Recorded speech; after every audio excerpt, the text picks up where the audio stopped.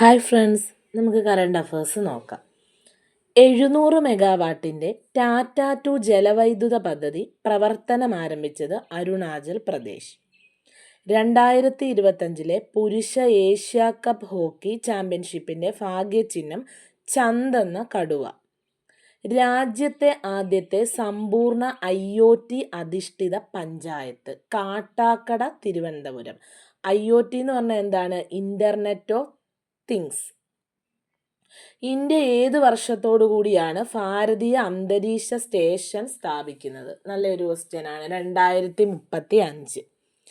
ഇന്ത്യയിലെ ആദ്യത്തെ US അംബാസിഡറായി നിയമിതനാകുന്നത് Sergio Gor. Notes from Willingdon Island എന്ന പുസ്തകം രചിച്ചത് N രാമചന്ദ്രൻ.